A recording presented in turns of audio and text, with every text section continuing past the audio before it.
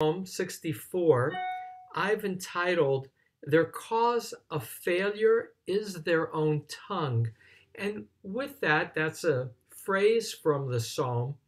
There is the both prayer and faith that those who act in secret, that those who act as if no one is watching them and do so with words like arrows, those words or those arrows will ultimately come back against them because of the faith that God is a God of justice. And that's again what makes this different than just a poetic screed. This is a prayer. And with that, let me begin with reading the psalm, and then I'll go back, as is our way, and show you some of the artistry and the message. Psalm 64. For the conductor, a psalm of David. Hear, God, my voice in my plea. From terror of a foe, preserve my life. Conceal me from the secrets of evildoers, from the tumult of the workers of iniquity, who sharpen their tongue like a sword and aim their arrow, a bitter word, to shoot in concealment the innocent. Suddenly they shoot and they have no fear. They bolster each other with evil words. They tell of concealing snares, saying to themselves, who can see it? They search out injustice. They complete a searched out search within a person, a heart's depth. May God shoot them an arrow, suddenly wounding them, and their cause of failure will be their own tongue. They will shake their head, all that see them, and they will be in awe, each person, and they will declare it the work of God, and God's doing. They will reason. Happy shall be the righteous in Adonai, and will take refuge in God, and they shall praise all the upright in heart. And so this psalm has no characterization of a time or a place. And indeed, it can be potentially written in any time and place. But the classic commentators, Midrash Tehillim, the early compilation of homilies by the rabbis of Israel, and Rashi, the important commentator of France of the 11th century, will identify this as a prophetic psalm that David wrote on behalf of Daniel. Daniel, who will wind up in the lion's den in chapter 6 of the book of Daniel. And they'll say that Daniel is clearly of the tribe of Judah, but they will add is a descendant of David. And what, if you read particularly chapter 6 of the book of Daniel, you have the following story. Daniel is an admired advisor to the king, but the other advisors are jealous of him. And so they get the king to pass a law that in the way they present it is in the abstract. It's a royal ban that says any person who addresses a petition to any god or human besides the king, Darius, during the next 30 days shall be thrown into a lion's den. And then Daniel goes to pray because he's loyal to God, and they catch him in prayer. And these advisors then go to King Darius and they say, well, Daniel, he violated your edict. He needs to be thrown into the lion's den. And then as the story unfolds, the king feels very fond of Daniel, and he'll actually sit outside the lion's den. And the lions, as the king will suggest, will not attack God's servant, Daniel, and they don't. And then Daniel is released from the lion's den, and those who spoke ill of him, who set him up for this punishment, at the end It's actually verse 25 of chapter 6 of Daniel. Those men who had slandered Daniel were brought, and together with their children and wives were thrown into the lion's den. They had hardly reached the bottom of the den when the lions overpowered them and crushed all their bones. Again, there is this graphic dimension of punishments in the Bible that can sometimes be disturbing to us. Well, with that, as just a context for the psalm, let me go back through it and point out its artistry. It's actually composed of two pairs of sentences. So verses 2 and 3 are the psalmist's plea. Verses 4 and 5 describe the acts of the wicked. Verses 6 and 7, the thoughts that prompt those shooting of words. You know, that sense in 6, who can see us. Verses 8 and 9 are God's punishment for those liars, those wicked users of tongue. And then verses 10 and 11 are the reaction of the righteous. So on one hand, this is a poem of pairs, moving in a steady path. There's a lot of wordplay. A reoccurring sound is the sound of yirah, repeated over and over, which with an they sound the same, but there's two different words being repeated. When it's with an aleph, it means to shoot an arrow. When it's with a hey, it means to fear God, to have awe of God.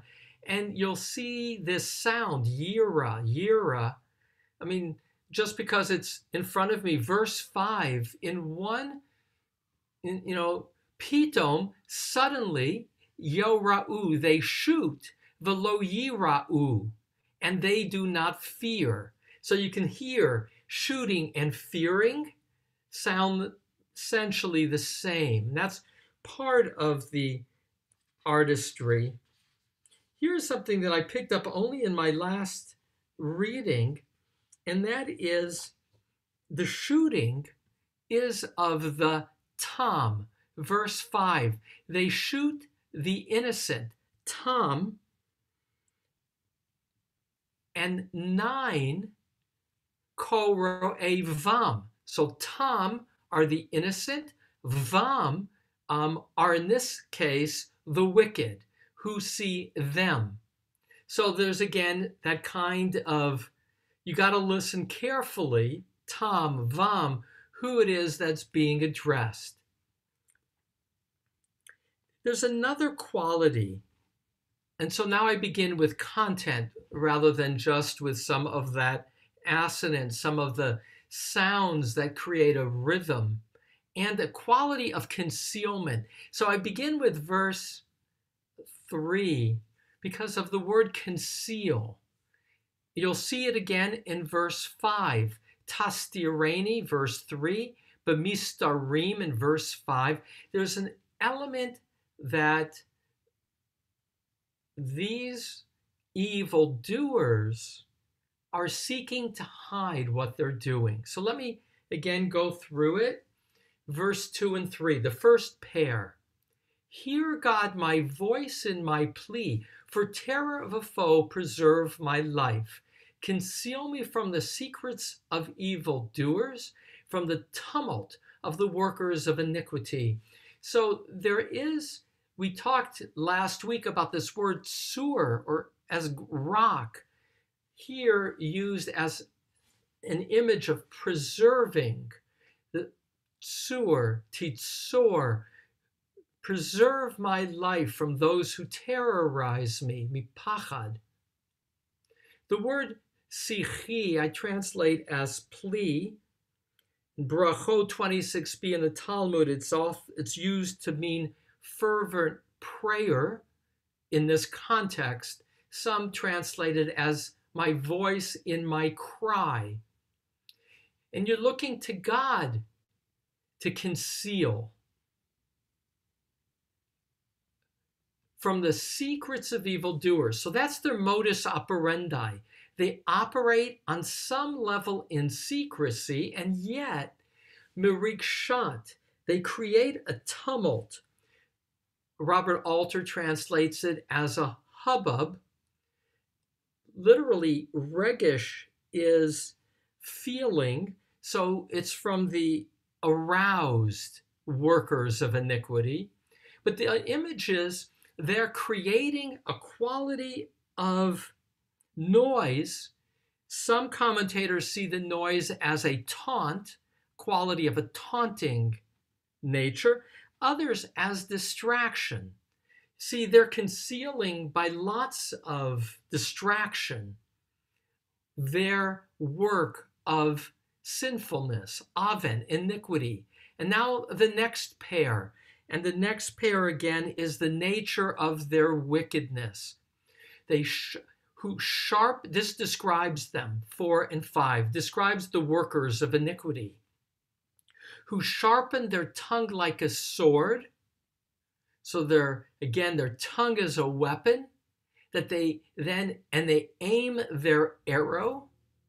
Devar mar, a bitter word, or back to hell, in terms of his comment, in that mar is often not just bitter, some translate it as a poisonous word. You think about those, people whose arrows on the tips have poison. And back to concealment, they shoot in concealment tam. Tam is again a word of multi-valence. It's the innocent, it's the simple, it's the ones with integrity. Suddenly, pitaom, circle the word pitaom because it'll come back in the psalm. Suddenly they shoot, the lo yira'u, and they have no fear. So they're fearless. And the next pair, verses 6 and 7, is their mindset that creates this fearlessness. Yichasku means they strengthen or they bolster each other. Devar ra, with evil words. They tell of concealing snares. And team own can be concealing,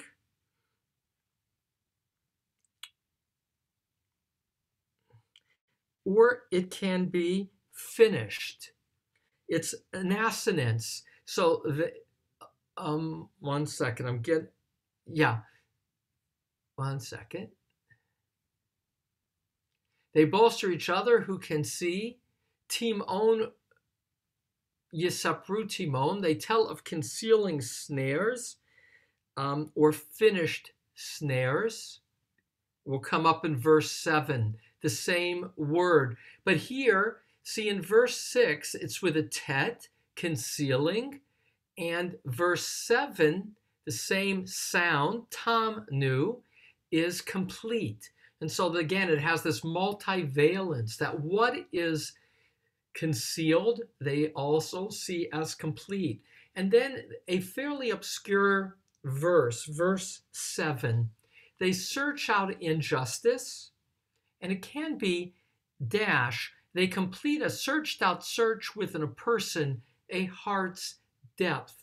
And that can be a description of them, that what they are doing is in secret. They are, if you will, concealing what they seek to do in their deepest selves.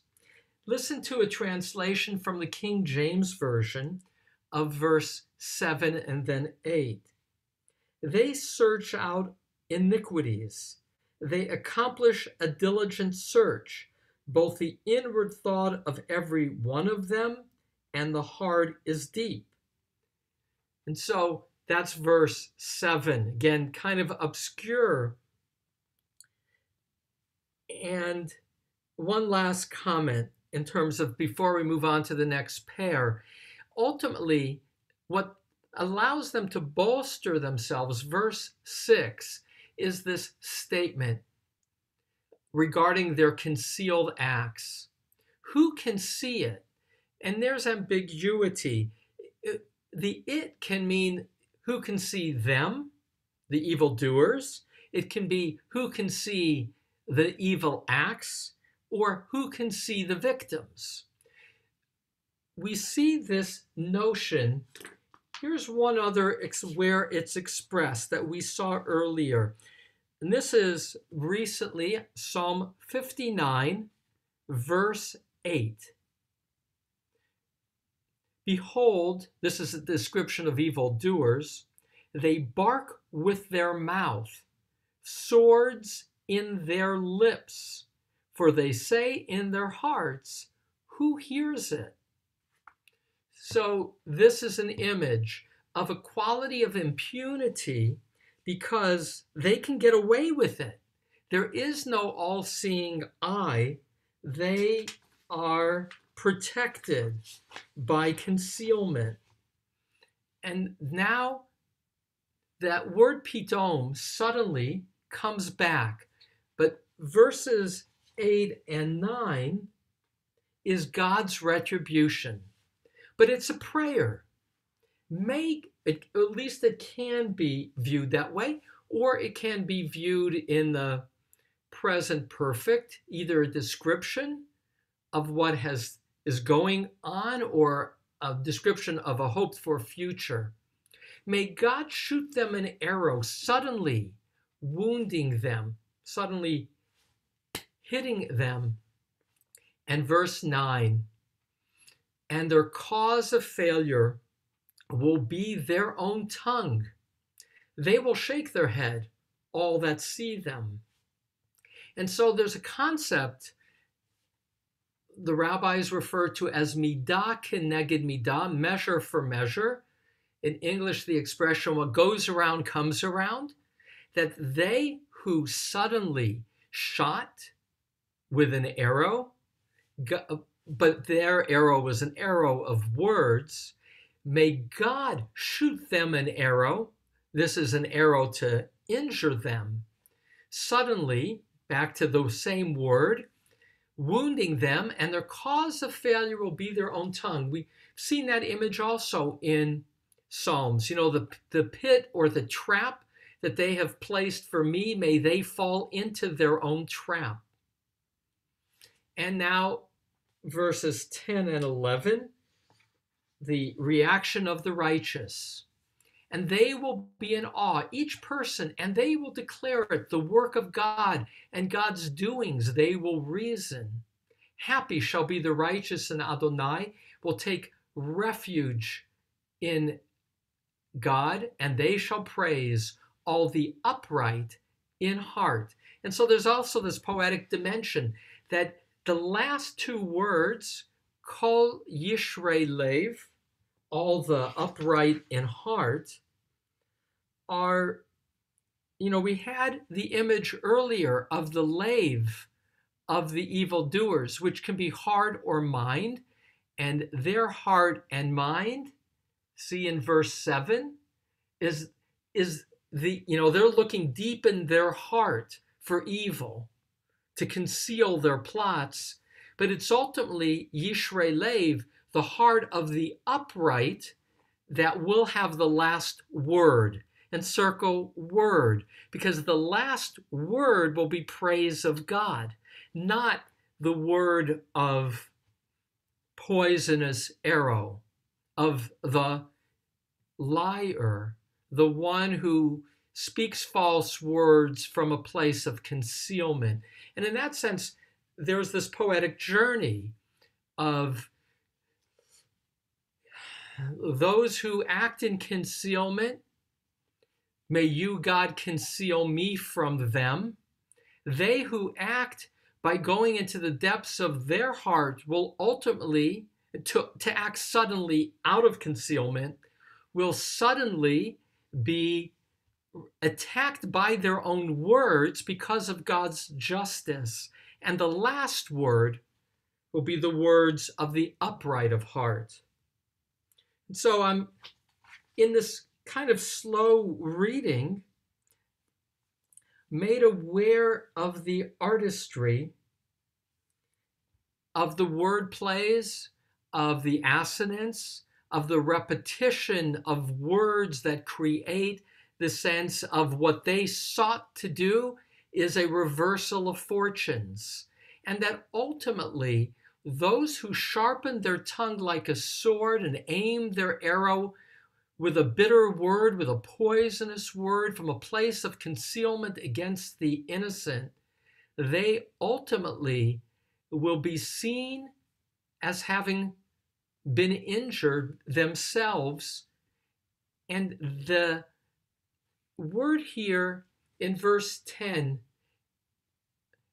and they will be in awe, each person. So the observers who would have been the victims or just people in the world will declare this justice as the work of God, and they'll do so haskilu, with using their reason that in the world justice will prevail. So with that, I invite some of your reactions. It's great to see the number 18 as the number of participants, a good number of affirmation in dealing with the dangers of lies, the dangers not just of lies, but those who use words, as in the Daniel story, to trick and hurt those who are otherwise noble. So any thoughts or reactions to Psalm 64? Yes. One second.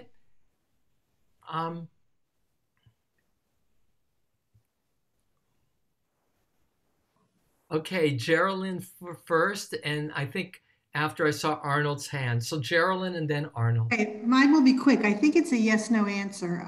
Okay. I noticed that in verses 9 and 10, they both start with the and they're Yeah. translated that way. But is it possible that we're talking about the same group of people that, or is he wishing death on the evildoers and other people will be righteous? Or is it possible that the bad people got their lesson and learned to stop lying? And does that make sense? Yeah. So I hear what you're asking. Let me reframe it. So 9 and 10 go to, they're not a pair in that breakdown, but could it be that everyone is shaking their head, acknowledging God's retribution, and they will be in awe? So is the they being referred to potentially the evildoers? Will they have had a change of heart? And it's possible. That's the ambiguity in the poetry of the they. By using a pronoun rather than a noun, there is, as you point out, Geraldine, a potential ambiguity. And I shared before that story of Rabbi Meir's wife, Bruria, who heard her husband praying for the obliteration of his enemies. And she said, no, you don't want to destroy your enemies. You want to destroy their wicked acts. So, that's That's what I was hoping for, something, Yeah, so that ambiguity is potentially there. That's a good observation. Arnold? I had a couple of questions, Rabbi. When the psalm is referring, go ahead. Sorry, I didn't realize we got two Arnies. On my screen, you're next to each other. So Arnold and then Arnie. Go ahead, okay. Arnold. All right. A couple of quick comments. My immediate impression was that human nature hasn't changed in 2,500, 3,000 years. You see the same behavior today of evil speech and evil inclination, as was as from the Psalms. The second thought is that in this psalm, it's the evil ones are the people of action. I don't see action on the part of the righteous, other than to hope that God will cause the evil doers harm. That's a good observation, Arnold. That also was commented on by the Spanish commentator Ibn Ezra. And he commented, also aware of a quality of prayer rather than action, in which he said, in sometimes you're so overwhelmed by the evil that you're only left with prayer. But that also is a tension for me, Arnold, in terms of here it's a plea to God rather than, ferreting out and shining a light on the liar. And one last comment that came with your comment, and that is the motivation for lying is who can see it in verse 6, or verse 5, they have no fear. There's that Woody Allen movie, Crimes and Misdemeanors, which interestingly is about an ophthalmologist who helps people see, and the question is, can he get away with a crime because he believes there is no all-seeing eye? Meaning, if no one sees it, can you get away with it? And so here, who can see it is their sense of, I have no fear, no one's watching. With the ambiguity again of no one's watching them, no one's watching out for the victim, or no one's really paying attention to how this is a lie. So all that's within the it. Arnie Raymond. So I had a couple questions. One is when the psalm refers to they, is they evildoers? Is that who it's referring to? So that relates back to Geraldine's comment, because it seems to be the case for verses 6 and 7 where they is used. It's also in the plural, it's in verse 9, but verse 10 shifts apparently, though ambiguously, to the other they the observers of the wicked. So part of what we've seen with Psalms is this ambiguity around pronouns, which is the nature of poetry. And it's even more accented in Hebrew, in that there is no capitalization of pronouns in Hebrew. So not in the case of a they, but in the case of a he, you never know if it's referring to God or a person. Marion? Okay, going back to they, verse 7 confused me because the evildoers are seeking out injustice doesn't make real sense. Right. So that's Thank where you, Arnie. So they search out injustice, meaning they seek out ways to do injustice. And then the next phrase is, the translators like Robert Alter will acknowledge that it's kind of garbled, or if you will, poetically ambiguous. Okay. It seems to be, in my reading, is they complete in Hebrew, there's chefes mechupas. So that gets translated as a searched out search, meaning they're digging deep within a person, but the person is themselves, a heart's depth or a mind's depth, which is just a way of saying that they are concealing deep within themselves their evil intentions. But that particular verse, it's why I even read the King James translation of it. I'll read it again. They search out iniquities. They accomplish a diligent search. Both the inward thought of every one of them and the heart is deep. So you can see that's not so clear either. But the implication is that the word lave, by the way, which will reappear in terms of the upright of heart, in the Bible, lave is both heart, but heart was the seat of the mind. So they're seeking in the recesses of their mind these to find iniquities, to find the plan. They're scheming within the depths of themselves, each of them. So an awkward phrase that points toward a quality of hiddenness within. That too is kind of perhaps a poetic device. Mm-hmm. Alex and Mimi, and then we'll pull it together. I just would like to point out some more of the poetic devices. Verse 9, and the cause of failure will be their own tongue, who shake their head, all that see them. So the question, it answers the question, who will see this, see it? Yeah. It's answered in verse 9. Everyone will see it. And I just point out again in reference to you pointing to the them there, who will see it, Yeah.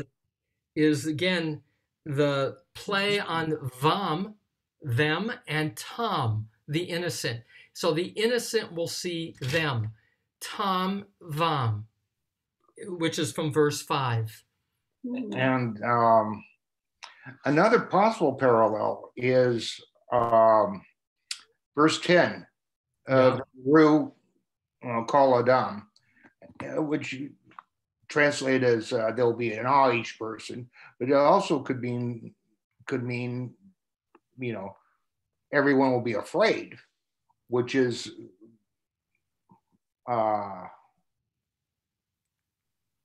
right. Which would be parallel from verse 2. Right. Preserve me from pachad, from the terror. Yeah. So v'yiru kol adam, it's not again clear. So it's a switch. Here, the fear I translate as awe is the fear of God, at least in its context. Right. Because each will declare that this is the work of God. And repeatedly, the image of the Bible is the fear of God, which means the awe of God, God as awesome and awful. But also there is that assonance of kol ro'e vam v'yiru kol adam. So they will see them, and each will be in fear. And here too, the poet had a choice, because the word Adam, like Adam, often is Ish, B'nai Ish, but clearly he was going for that poetic sound of Vam, Adam, Tam, all somehow at odds with each other. And the last comment, Mimi, and then we'll pull it together. And it's a good comment. I think it's appropriate to be the last comment. And that is, when I was reading this before class started, and I was looking for words can't be taken back. They're always there. And that's the image of the arrow. Back to that image which we started the class with. And that is, once an arrow is released, there's no taking it back, which is part of its danger. And again, with the opening of the image of the poisonous arrow, the arrow is the image often used for words, because once released, you have no control, as you highlight, Mimi. It can shoot from a distance and has its own trajectory that can be sometimes unanticipated.